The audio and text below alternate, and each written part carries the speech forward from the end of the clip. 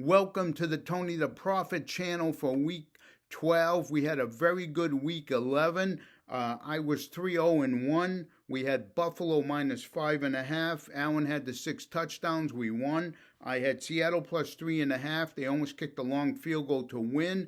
They lost by 2. We covered that. I had Carolina plus 3.5. They won outright on the field. And I had Green Bay minus 7. They won by 7, so there's the tie. I had bet them earlier in the week at 6.5, but for this program, we're 3-0-1. But the big news for Tony the Prophet was last week that I won the Veasan Edge Boost Average Joe contest. This is where you pick 7 games, college or pro, over or under, and I went 7-0 last week. Now, the toughest thing to do for me is there's maybe 6, 7, 8 games that I like. Some of the games that I would give a confidence of 5, 6, 7 actually end up doing better than the ones I like at 8, 9, or 10. So that's what makes it difficult. I like this pool of games. Picking like the top 4, it's tough.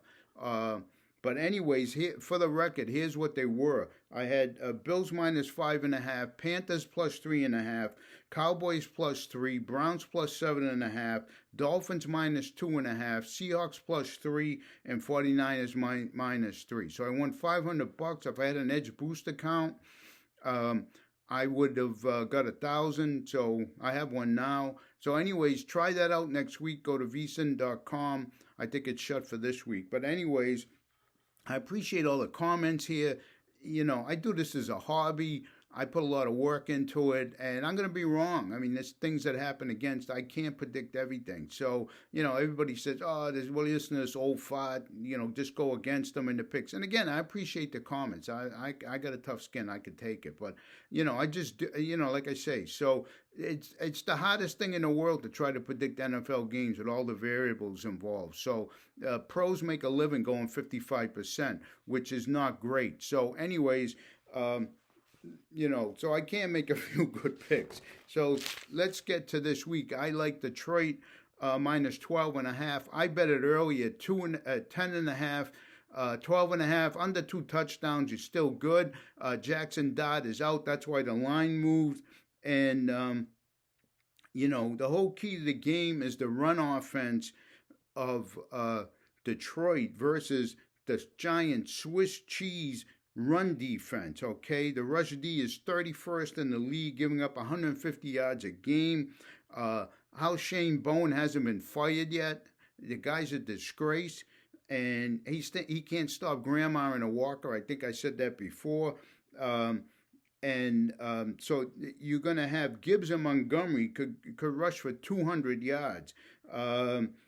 You know, Gibbs is a weapon in the pass game. Also, he can get a 5-yard screen pass and take it to the house.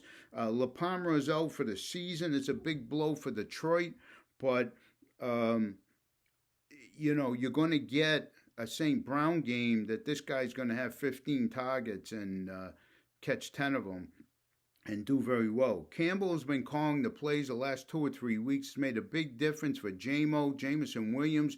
He was a person non grata before until he got there. So, you know, this guy's the 9 route, take the top off the defense kind of player. So, you know, I kind of see this game where Detroit gets off to a big lead, and then you may have Jameis with the garbage time making a comeback. You know, Giants are devoid of talent, let's face it, okay? All their guys, all their big starters are hurt. They got Wandale and Slayton. Slayton hasn't been doing much. And, you know, you're going to have plenty of pressure put on this Giants O-line. And Winston, what does he do with pressure? Throw picks. Now, I bet him 2 picks last week. He had 4 dropped and one he did get. So I didn't win that because you can't bet one. You got to parlay with something. You have to give the book money to bet 1 pick with Winston. So, you know, the Lions lost a tough game last week against Philadelphia. They didn't play as well as they wanted. So here come the New York Giants, the patsies for everybody, the 2-9 Giants, where Dan Campbell will take it out on these patsies. Now, the only thing you got to worry about is that they play Thanksgiving Day, as they always do, Detroit, and they're playing Green Bay Packers, a pivotal division game for the playoffs to get in. Right now, the Lions are on the outside looking in at 6-5. They lost more games than expected, so maybe they take a little bit less out on Gibbs and save him for the game and use Montgomery. It doesn't matter. They're going to run for 150 yards. So I have it Detroit 38-16. They're going to score 5 touchdowns in this game. You can take it to the bank as far as that goes. And how much can the garbage time can Winston come back? So that's game one. The other game I love the Rams minus 6.5. Tampa Bay has been struggling some. The Rams are rolling at 8-2, tied with the Eagles for the best record in the NFC. Rams 7-3 against the spread. Tampa Bay lost 3 of the last 4. Tampa Bay is 5-5 against the spread. Rams have won 5 in a row. The only thing that worries me is Tampa's better on the road, but Tampa Bay has a good pass rush, but not against this Rams O-line. Rams passing game, going to light it up against Tampa.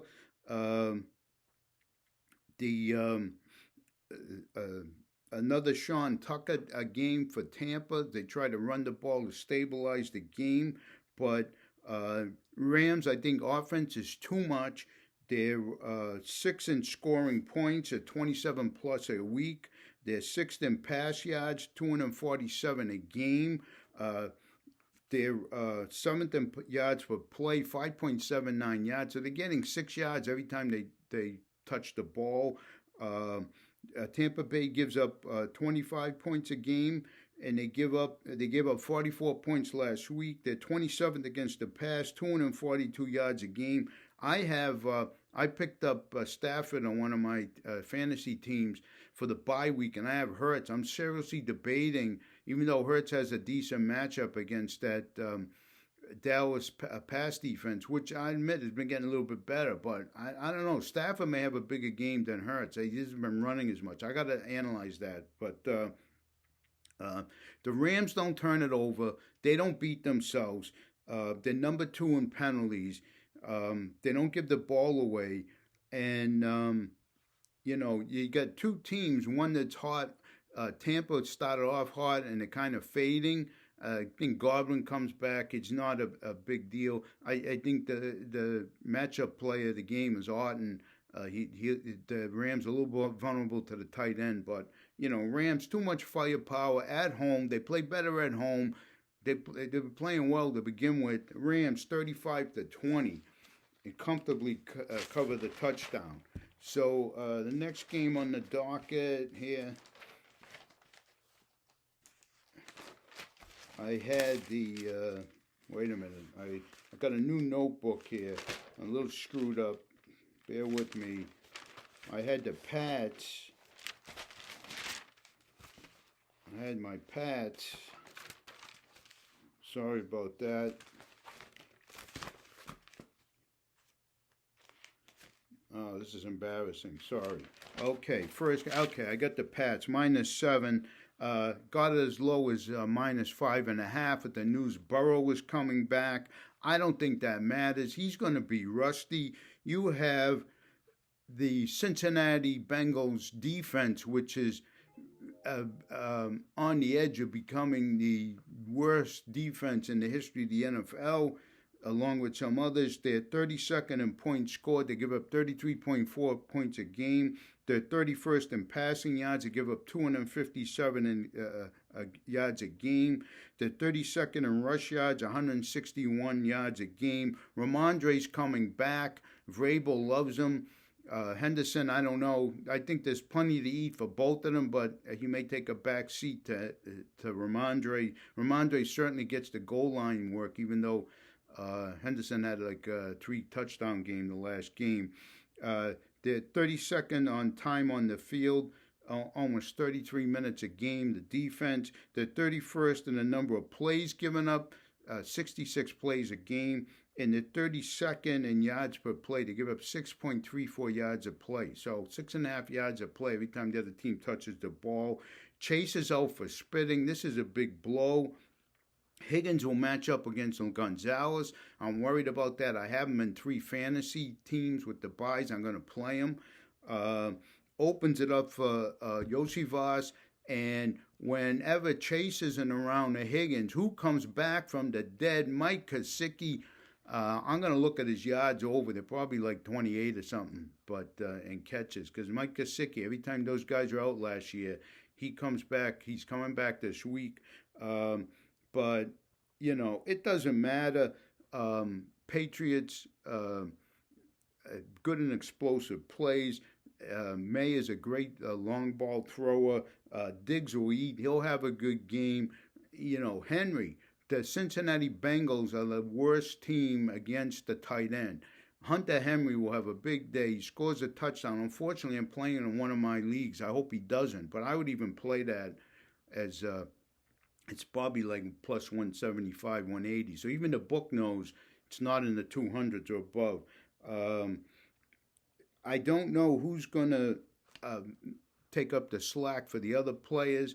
Hollins is in play. Booty comes back. He's in play. Pop Douglas is in play. But they may run get a lead and run the ball. So Diggs is like the only one. Diggs and Henry, who you can count on. But just by the numbers, okay, this is a mismatch. Burrow can come back. He's going to be rusty. He doesn't have Chase. New England 7-1 against the spread the last 8. 6-0 against the spread the last 6 on the road, and they're 5-0 this year on the road. These guys are road warriors like the Seattle Seahawks, okay, and they do better on the road. Cincy is 2-6 the last 8. I have this New England 35-20, and the last game I have, I'm taking Seattle. I don't like the lay big spreads, but you got Seattle coming off the game last week, looking for revenge. Seattle, a great cover team, 7-3 straight up, 8-2 against the spread. Tennessee is 5-15 against the spread the last 20. Seattle 5-0 on the road. Now this is a trend that's been the last 2 years. They've been the best road team covering in the NFL. Seattle gets 6.17 yards a play, number 2. So Seattle run the ball, take shots to JSN. He should get his 100 yards and a touchdown like he does most weeks, but don't even got to worry about in the second half. They have a big enough lead, and even the defense can score with these guys. If they have a big enough lead, it's going to be a Walker and a Charbonneau day. But Tennessee is pathetic. They score 14 points a game. They can get a little feisty here and there, but they only get 4.23 yards a play. Tennessee has no weapons. You can't run when you're behind. Ridley is on IR. I think he's out for the year. Seattle wins in a blowout game. Unless they turn it over, I can't see how this game is close. And like I said, Seattle will be looking in the NFC with the top teams all in that 7-win range, and a bunch of teams with 6 wins behind them, one with 8. So Seattle 41-17, 38-17, something like that. Now when we look at the rest of the card, and the folks like me to pick these games, Chicago, I like Chicago. They play better at home. J.J. McCarthy is lost, okay? Completion percentage, 52.9%. TD to interceptions, 6 TDs, 8 interceptions. And I had the passer rating at 61.7. So he's hurting the guys, and their offensive coordinator is not doing them any favors. He's having them take these long shots. Just get the ball, short intermediate passes, and get in the game. The line's fallen to 6. You can't trust Green Bay as a big favorite like that. They usually don't do well, but they're at home. They should be able to win by a touchdown. um, excuse me, Minnesota. I'm sorry. They should be able to win by a field goal. I mean, so I like them there. Um, the next game I had KC. Okay, 3.5. You would think they lean 3.5 towards Indy, but they have to win this game. If they don't win this game, their playoff chances at 5-6 go to 29%. And you got Danny turnover. Spags is going to turn over the Heat. He was questionable. I guess he's going to play. Uh, Spags has become Belichickian. He takes out your best player, so I suspect he's going to work on Taylor to take him out and then force Danny turnover to throw. And they have to win this game. They're at home, and I even at 3.5 with the hook, I think they can cover that. I have let's see, Las Vegas and Cleveland, two bad teams. I would take Vegas. I don't know with the hook. Cleveland defense not as good on the road. Shador is a mess. They have Vegas defense is respectable on the front line, but low scoring game, like the under is 35.5. I think I would take the over. Somebody's gonna get a defensive touchdown or something, but I would lay the 3.5 with my eyes closed. I'm staying away from that game. Jacksonville, Arizona. Jacksonville much worse on the road. If you can get the hook or buy the hook, I would take Arizona. Brissett is amazing. He set the record last week, 47 completions. They're going to throw, especially if they get behind. Big day for McBride and Wilson and Dortch. He runs back the kickoffs in fantasy. If you get points for that, he's an addition. Let's see. New Orleans. I like New Orleans -2.5. Cousins without London. Cousins, period. He's done. You can't throw anymore. But Cousins without London is done. New Orleans plays better at home. The defense isn't bad. Shuck is playing better than I even thought. So, be a Kamara game, an Olave game, and Atlanta can run the ball, so that'll make it competitive with Bijan and Algier. But I would lay under a field goal. I would lay that at home. And then the only other game is Baltimore and the Jets. Now, I actually bought it's 13.5. I've seen it come down to 13 someplace. I bought the hook. If you look at the Jets, they don't have any weapons, but the defense, they gave the Patriots all they can have from the cover standpoint. They lost by 13. The Pats covered by 0.5 point. So I took it to 14. Baltimore, there's something wrong with Lamar. He's not running like he did. He might have been injured or whatever, but it should be a Henry game. Oh my God, bet that over the Henry yards. When Lamar and Henry are there, Henry does well. But Baltimore, especially in the fourth quarter, they play with their food and they give up these leads in the fourth quarter. So I could see them having the lead, and then the Jets get a backdoor cover touchdown. So 14. If they lose by, the Baltimore struggled against Cleveland. Even though if Cleveland could score any points, they would have beat them. I mean, that was a disgrace. It was a 1-point game until they got that last touchdown. So, anyway, that's it for this week. I appreciate the comments. This one went a little longer, but again, not a professional. Put a lot of work into this, trying to get these things right. You're going to get them wrong, going to get bad calls, get guys that don't show up. You're going to get penalties. You're going to get this, that, and the other thing. But we're working on it. I can't get 7 in a row. And we'll see you here next week and appreciate the support.